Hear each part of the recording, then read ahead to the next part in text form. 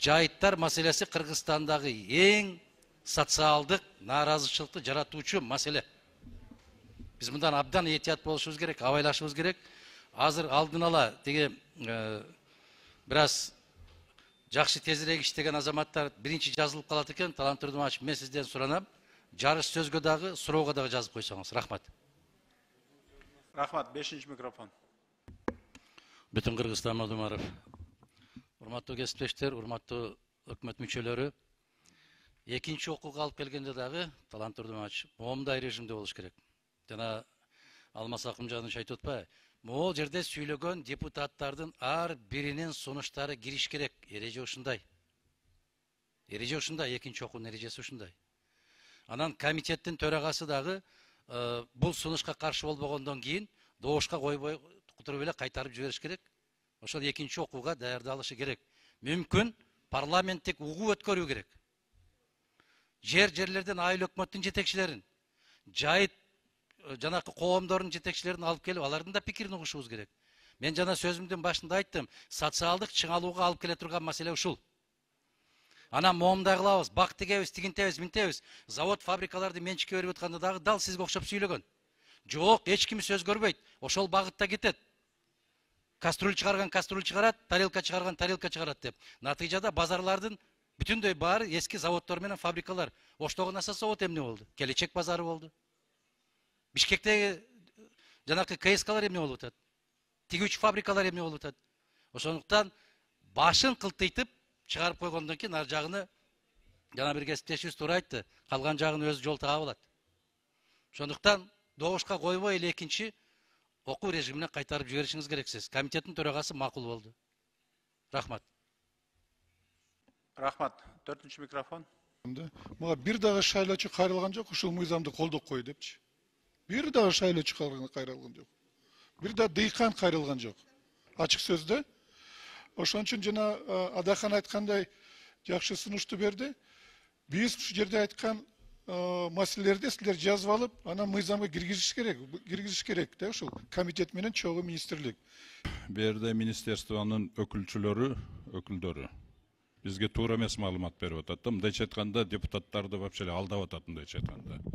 Себеби деген мындай да, азыркы күндө эле азыркы закондор ошол жайыттарды, колдонбой турган жайыттарды башка багытта иштеткенге биздин закондор жол берет. 515 постановление 13-жылда. Анан кийин жер кодексинин 15 беренеси жол берет ошого. Единственный бул документтер эмнеге жол бербейт? Менчиктештиргенге жол бербейт. Ошондуктан булар колдонгусу келбей атат азыркы закондор, действующий законду. Булар именно ушул өзгөртүүнү киргизген максаты, бир эле максаты. Менчиктештириш керек. Себеби деген бир эле менчиктештирбеген жайыттар калган. Ошондуктан аябай туура эмес маалымат берип атат. Чоң рахмат. Ушуну көңүлгө алып койсоңуздар. Төрага, мен жогорудагы коллегаларымдын колдойм, өзгөчө Адахан Кимсанбаевичтен. Биринчи кезекте биз экинчи окуун режимине өткөрөлү, анан коомдук угуу сөзсүз болсун. Коомдук өткөрүү боюнча биз ушул угуудан кийин мына элдин үнүн угуп, ошондон кийин мына ушул мыйзамды карайбызбы, аны улантабызбы, ошондон кийин чечим чыгаралы. Коомдук угуу өткөрөлү. Рахмат. Албетте, бул мыйзамды экинчи окууга кайтарып, ошондон ары жок кылыш керек. Чын айтканда ушундай ошого барыш керек. Өтө кызыктуу нерсеге көңүл бургум келип атат. Мына өкмөт азыр ушундай жайыттарды берсек жыргап калабыз деп атат. Кечээ вице-премьер айтып атат, өкмөт пенсия төлөгөнгө милдеттүү эмес деп атат. Бул эмне деген өкмөт болуп атат?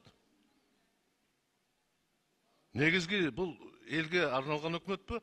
Мына Алмаз Акымжанович, мен сизге эскертип коем. Андай вице-премьер ошол сөз үчүн кетиш керек, өкмөт толугу менен кетиш керек отставкага. Биз элге төлөгөнгө милдеттүү эмеспиз деп. 170 000 жумушсуздарды ким төлөп берет айлыктарына? Алардын отчислениясын ким топтоп берет? Каржылык акчаны топтогула деген. Бул көз караш туура эмес көз караш. Ошондуктан мен толугу менен коштолдум. Бул мыйзам али бери чийки, муну экинчи окууга кайтарыш керек, андан ары балким өзүңөр кайра чакырып аласыңар да, иштегенгечи. Мен силерге кеңеш катары берем. Кайра чакырбагыла. Керек эмес, ал эч кандай пайда бербейт силерге. Жайыттарды өзүңөр карашыңар керек. Көзөмөл кылышыңар керек. Иштеткен деген бул башка маселе. Ал мүмкүнчүлүк толук бар силерде азыр. Рахмат. Рахмат. Dördüncü mikrofon. Берде Балбакиним кайра чыгып эле мен губернатор болуп иштеп туруп ушул тажрыйбамдын негизинде андай тигиндей деп эле айтып атат да. Хорошо, кандай тажрыйбасы бар экен? 1 жыл губернатор болгондур. Мен 2 жолу губернатор болгон киши катары. 4 жыл, жалпысы 4 жыл, 5 жыл губернатор болгон катары киши айтып атамын. Бул керексиз. Бул мыйзам элге да каршы.